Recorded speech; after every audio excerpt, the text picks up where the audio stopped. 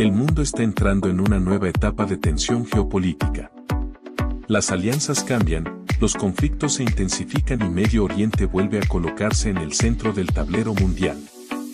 Pero, ¿qué ocurre cuando analizamos estos acontecimientos no solo desde la política, sino también desde una perspectiva espiritual?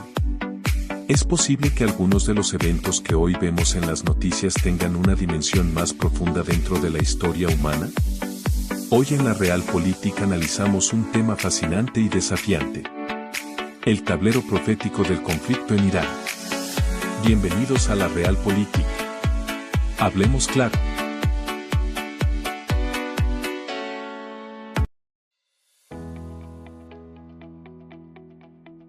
Imaginemos por un momento la siguiente situación.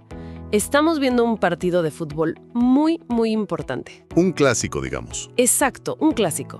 Y un jugador sumamente conocido, pongamos de ejemplo a Marco Asensio del Real Madrid, sufre una caída repentina en la cancha. La escena se ve dolorosa, entra el equipo médico rápido, el jugador sale del campo y el partido continúa. Hasta ahí, pues es una lesión deportiva común y corriente. Lo que pasa en cualquier fin de semana. Tal cual.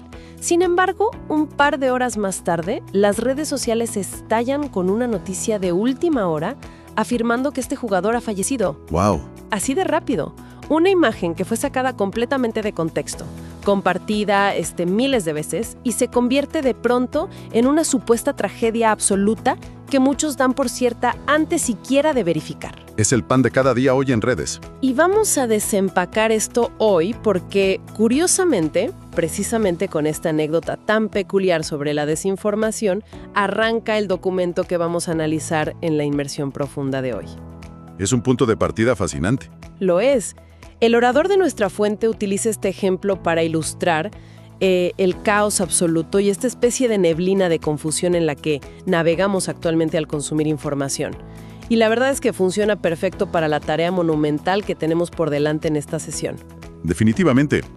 Es una analogía que nos prepara para lo que viene, porque hoy nos enfrentamos a un océano de titulares diarios sobre bombardeos, sobre lanzamientos de misiles y estas tensiones a punto de ebullición entre Estados Unidos, Israel e Irán. Titulares que vemos en todas partes. En todas partes. Pero la misión en este análisis de hoy no es hacer un recuento tradicional de las noticias. O sea, no somos un noticiero.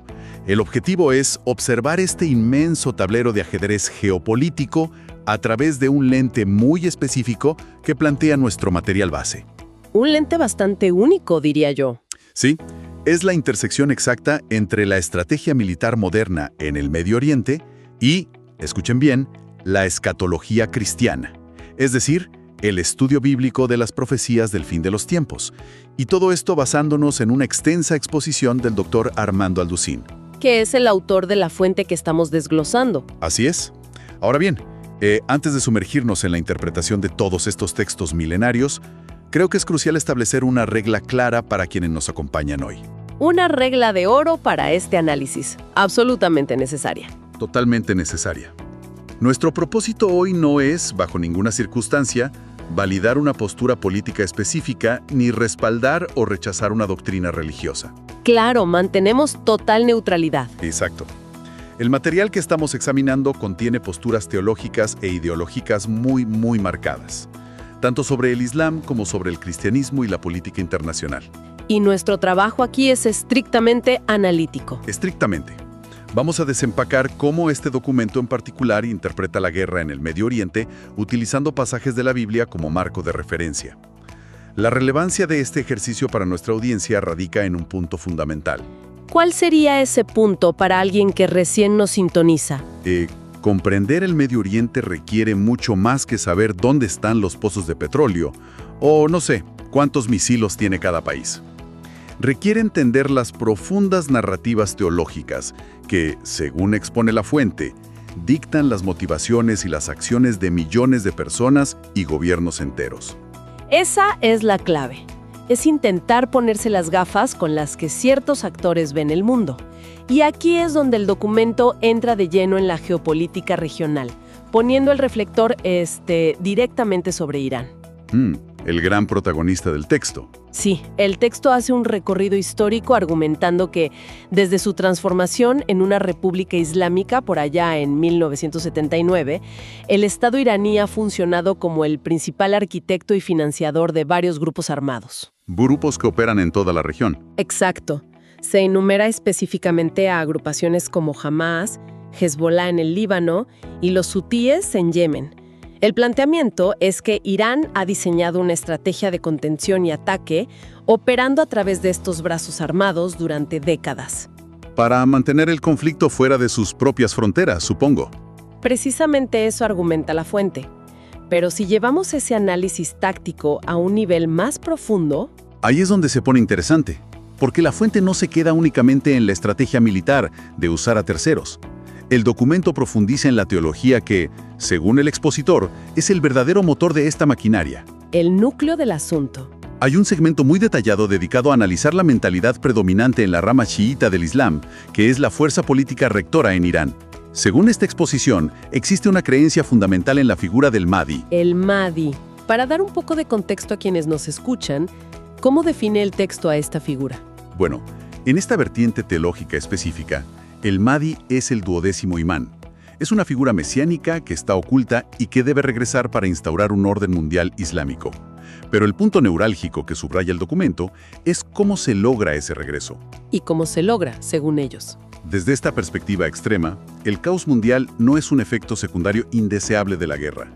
Es un catalizador necesario. Espera, eso cambia toda la ecuación de cómo entendemos un conflicto. Por completo. Si entiendo bien el argumento del documento, no están viendo el caos o la desestabilización como un problema que debe resolverse con diplomacia, sino como un requisito previo para su objetivo final. Ese es exactamente el argumento central del texto. La interpretación que ofrece el orador es que los líderes más radicales creen que provocar una guerra a gran escala aceleraría la llegada de este líder esperado. Es un choque de paradigmas brutal. Y el documento lo resalta con mucha fuerza. Se hace un contraste muy marcado respecto a cómo se percibe la vida y la muerte. El texto afirma que dentro de este extremismo ideológico se ama la muerte, haciendo referencia al concepto del martirio religioso. Claro, lo cual choca de frente con la visión occidental. Exacto. Choca con una visión pragmática y secular que prioriza la preservación de la vida humana y, bueno, la estabilidad económica por encima de todo. Porque si analizamos esto desde una perspectiva puramente occidental, ciertas decisiones militares parecerían completamente irracionales, casi un suicidio político. Desde el pragmatismo, no tienen sentido. Claro, si un Estado valora la supervivencia económica, la lógica de la disuasión funciona. Pero el documento sugiere que si la otra parte está dispuesta a abrazar la destrucción total porque cree que eso trae a su Mesías... Las reglas del juego de la Guerra Fría simplemente no aplican. Exacto. Lo cual nos lleva a la gran pregunta que seguramente ronda por la mente de cualquiera que lea las noticias actualmente. Con toda esta escalada, con portaaviones moviéndose y potencias amenazando, ¿plantea este documento que estamos viendo el inicio de la Tercera Guerra Mundial? Es la conclusión lógica a la que muchos llegarían al leer los titulares. Sin embargo, aquí es donde el análisis da un giro sumamente interesante. Cualquiera asumiría que un texto centrado en profecías apocalípticas aprovecharía el momento para decir que el fin es mañana. Sería lo esperable en este tipo de literatura. Pero la respuesta que da la fuente es un rotundo no. Según el marco analítico del expositor, este conflicto actual en el Medio Oriente no es la gran guerra final. No es lo que se conoce bíblicamente como el Armagedón. Resulta paradójico. Un análisis del fin de los tiempos poniendo el freno de mano frente a una posible guerra mundial. ¿Cuál es la justificación para descartar que este sea el conflicto definitivo? La justificación es puramente estructural dentro de la cronología bíblica que maneja el autor. Para que esa guerra definitiva ocurra, el texto sostiene que primero deben cumplirse dos condiciones geopolíticas masivas que aún no vemos en el tablero. ¿Cuáles serían esas condiciones? Primero, debe surgir la figura del anticristo consolidando un poder global. Y segundo, debe formarse un bloque específico de 10 naciones que dominarán la política internacional. ¿10 naciones? Sí, y para explicar esto, la fuente recurre a un texto de hace miles de años, El sueño del rey Nabucodonosor, que se encuentra en el capítulo 2 del libro de Daniel. Ah, ese es un relato fascinante. Para quienes no lo tengan fresco en la memoria, el documento describe cómo este antiguo rey babilonio soñó con una estatua gigante compuesta por diferentes materiales. Una imagen muy gráfica. Bastante. La cabeza era de oro, el pecho de plata, los muslos de bronce y las piernas de hierro. Y cada metal representaba un imperio histórico consecutivo, desde Babilonia hasta el Imperio Romano. Pero lo que la fuente destaca son los pies de la estatua. ¿Los pies de hierro mezclado con barro? Exactamente, una mezcla frágil, y que terminaban lógicamente en 10 dedos. Y esos 10 dedos son la clave de la exégesis aquí. Según la interpretación que expone el documento, esos dedos representan una futura coalición de 10 naciones que surgirá del antiguo territorio del Imperio Romano y del Medio Oriente. Un nuevo bloque de poder. Pero lo verdaderamente revelador es la implicación geopolítica que esto conlleva.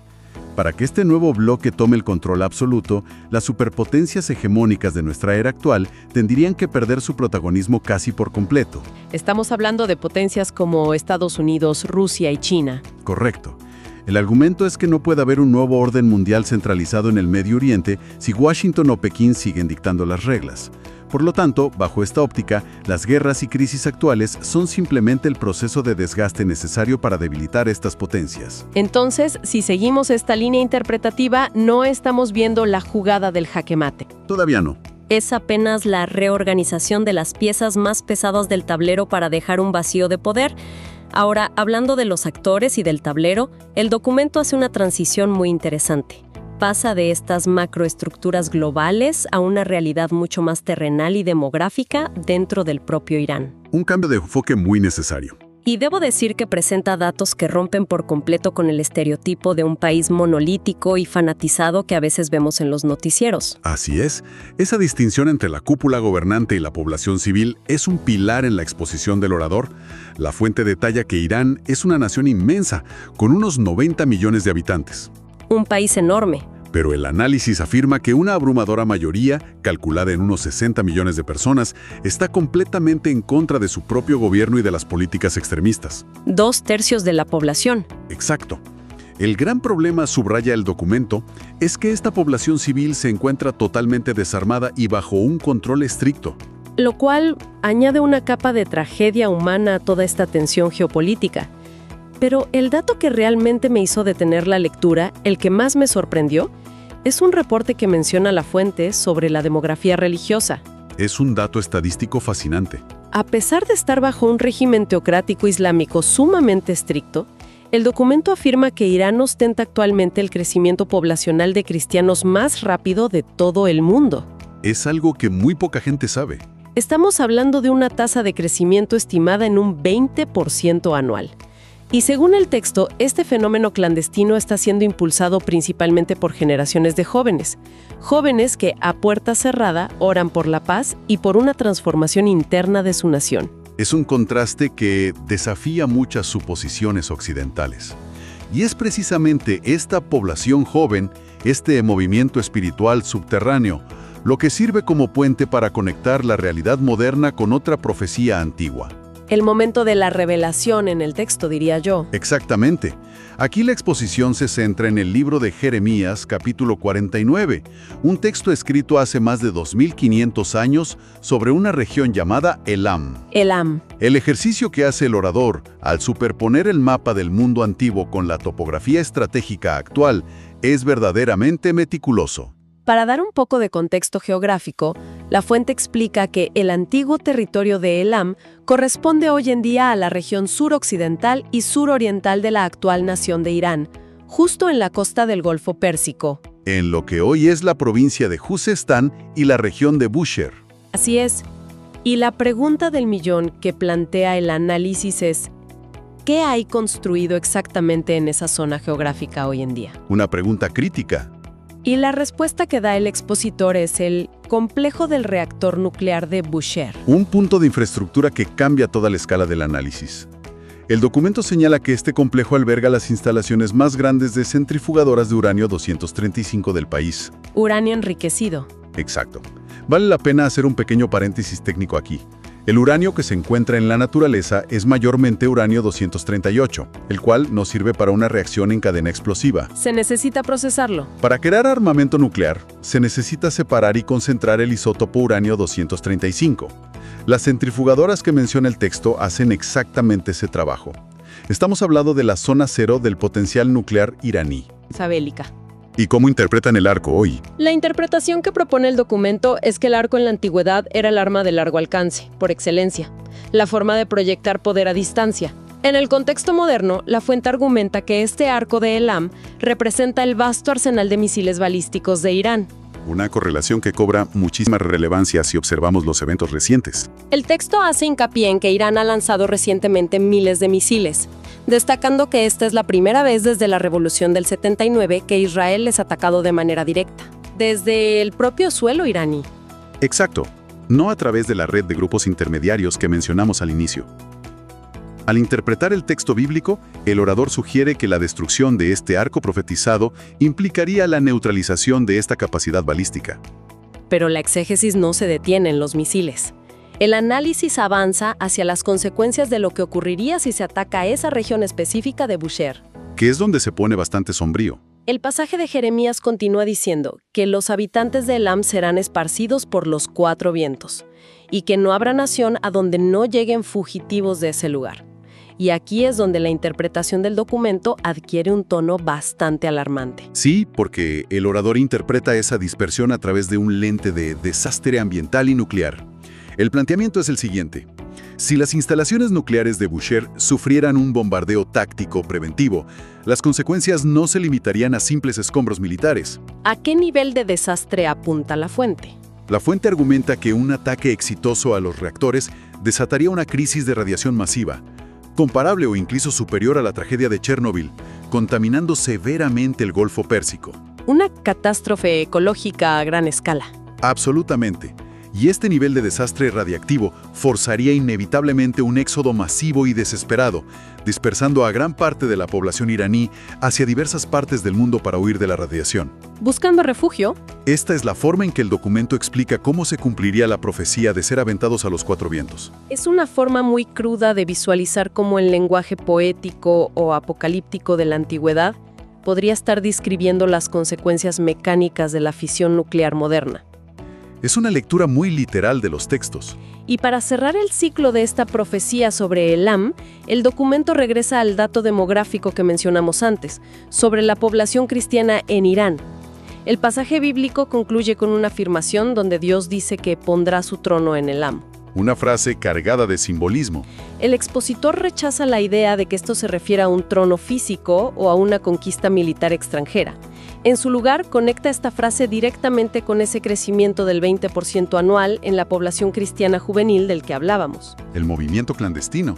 Bajo esta interpretación, el trono representa un despertar espiritual masivo y silencioso dentro de las fronteras de una nación históricamente hostil a esa religión. Este nivel de detalle nos muestra cómo el material fuente entrelaza constantemente la observación geopolítica contemporánea con la exégesis bíblica para construir una narrativa unificada.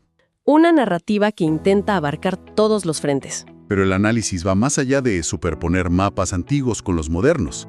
También explora la idea de que el tiempo y la historia operan en ciclos recurrentes. El documento dedica un espacio a trazar un paralelismo histórico basándose en el libro de Estel y la fiesta judía de Purim, sugiriendo que los eventos actuales no son incidentes aislados, sino la repetición de un patrón muy antiguo. Es esta idea de que la historia no se repite, pero rima.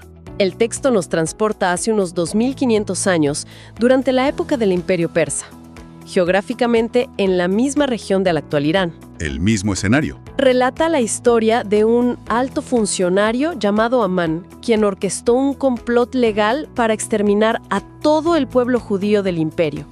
Lo que la fuente resalta con mucha precisión es el calendario. Las fechas exactas. Sí, la fecha fijada para ese aniquilamiento era en el mes hebreo de Adar, que en nuestro calendario gregoriano corresponde a la ventana entre finales de febrero y principios de marzo. Y el punto de conexión que establece el expositor es netamente temporal. El documento subraya como algo digno de profundo análisis el hecho de que la reciente escalada de violencia y los bombardeos masivos que presenciamos ocurrieron de manera asombrosa exactamente en esa misma ventana de tiempo. Durante el mes de Adar. Exacto. Para el orador que plantea esta tesis, la sincronía del calendario descarta por completo la casualidad. Se interpreta como la manifestación visible de un conflicto espiritual continuo que emerge a la superficie en ciclos históricos predecibles.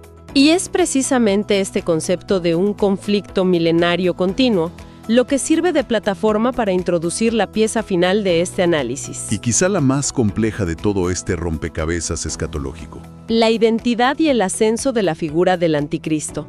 Al abordar este tema, el análisis que hace el documento desafía drásticamente muchas de las nociones populares que solemos ver en el cine o en las teorías de conspiración de Internet. Así es muy común escuchar especulaciones que imaginan a este líder definitivo como un banquero europeo, un magnate tecnológico occidental o un político de las Naciones Unidas. Es la imagen de Hollywood, por así decirlo. Específicamente el capítulo 8, y cruzándolo con referencias del profeta Isaías que lo denominan como el asirio. El asirio. Sí, el documento argumenta que el origen de esta figura es netamente del Medio Oriente. El expositor sostiene que este líder surgirá geográficamente de los territorios que conformaron la división siria del antiguo imperio griego. Y para que la audiencia pueda visualizar ese mapa antiguo, es importante recordar que cuando Alejandro Magno murió, su inmenso imperio se dividió entre sus generales. En 4 grandes regiones. Correcto. Y la porción siria, o el imperio seleucida, abarcaba lo que hoy conocemos como la actual Siria, el Líbano e importantes zonas de Turquía, Irak y el propio Irán. Así que estamos hablando de un líder profundamente arraigado en la dinámica y la cultura de esa región específica. Alguien que llega desde Bruselas o Washington. Exactamente, el origen geográfico es fundamental en la exposición de la fuente. Pero lo que verdaderamente definiría el ascenso de este individuo, según el texto, no es su capacidad destructiva inicial. Entonces, ¿qué es lo que lo define? Un nivel de influencia diplomática sin precedentes en la historia humana. El documento expone que este líder logrará lo que durante décadas ha parecido política y militarmente imposible: orquestar un pacto de paz absoluto y garantizado de 7 años entre el mundo islámico y la nación de Israel. ¿Un tratado de paz de 7 años? Y la cláusula más explosiva de este supuesto tratado sería permitir, de forma pacífica y consensuada, la reconstrucción del emblemático Tercer Templo en la ciudad de Jerusalén, justo en uno de los territorios más disputados del planeta. Pero, y esta es la duda lógica que surge al leer el documento. ¿Cómo es posible que el mundo islámico, especialmente las facciones más radicales que el mismo texto describió al principio, acepte firmar un tratado de tal magnitud y permita concesiones en Jerusalén? Parece una contradicción enorme. Parece ir en contra de todo lo que analizamos sobre el extremismo en la primera parte. Es una excelente observación. Y es ahí donde la fuente entrelaza magistralmente las dos narrativas teológicas que ha venido desarrollando. Para que las naciones islámicas acepten a este líder y acaten un tratado sobre Jerusalén, el documento plantea que este individuo debe poseer una autoridad suprema dentro de esa religión. ¿A qué nivel de autoridad nos referimos? La hipótesis central que presenta el análisis es que el mundo islámico lo recibirá con los brazos abiertos, creyendo, erróneamente según la perspectiva cristiana del autor, que él es su Mahdi. Líder mesiánico del que hablamos al inicio. Así es. A través de esta convergencia, donde diferentes religiones proyectan sus expectativas mesiánicas sobre una misma persona, la fuente explica la mecánica de cómo un solo individuo podría consolidar un poder diplomático, militar y religioso a nivel global. Es una telaraña geopolítica y teológica verdaderamente compleja. Entonces, al intentar sintetizar todo lo que hemos explorado en la sesión de hoy, queda una lección muy clara sobre cómo analizar las noticias internacionales. Una lección ineludible. Nos guste o no, estemos de acuerdo con estas interpretaciones bíblicas o seamos completamente escépticos, la inmersión profunda de hoy demuestra que ciertos análisis de la geopolítica actual están indisolublemente ligados a estas creencias. Totalmente. La fuente nos revela que textos redactados hace milenios, profecías sobre estatuas de metal y visiones sobre reinos antiguos están siendo utilizados de manera activa en pleno siglo XXI. para decodificar el vuelo de misiles balísticos, calcular el riesgo de reactores nucleares y anticipar pactos diplomáticos en el Medio Oriente. Entender esas gafas teológicas es indispensable para ver el panorama completo. Y esto me lleva a plantear una reflexión final. Una pregunta bastante provocativa que me gustaría dejar sobre la mesa para que quienes nos escuchan puedan analizarla por su cuenta. Adelante, me intriga. A lo largo del documento, hemos visto cómo las creencias escatológicas pueden dictar la política exterior y la táctica militar. Si los líderes de Estado, los comandantes de ejércitos y poblaciones enteras toman decisiones estratégicas de vida o muerte basándose profundamente en esas profecías milenarias. ¿Decisiones con consecuencias reales hoy? Exacto. La pregunta es, ¿hasta qué punto estas escrituras antiguas dejan de ser simplemente predicciones observacionales? ¿Es posible que se conviertan en el propio manual de instrucciones que empurra deliberadamente al mundo a cumplirlas? ¡Wow! Ante el caos en el Medio Oriente, la interrogante queda abierta. ¿Estamos presenciando el despliegue de un destino divino ineludible o estamos ante la profecía autocumplida más grande de la historia, impulsada, financiada y ejecutada por la propia maquinaria de la geopolítica moderna? Una pregunta tremenda y fascinante para llevarnos de tarea y masticarla con calma. Muchísimas gracias a cada mente curiosa que nos acompañó a lo largo de este extenso análisis documental. El mundo es infinitamente complejo y las capas de información detrás de cada titular son profundas. Pero precisamente por eso estamos aquí. Para seguir escarbando. Así es, la invitación, como siempre, es a seguir cuestionando las narrativas, a buscar diversas fuentes, a analizar los datos con cabeza fría y a intentar siempre armar el rompecabezas completo desde múltiples perspectivas. Hasta nuestra próxima exploración. El mundo está cambiando frente a nuestros ojos.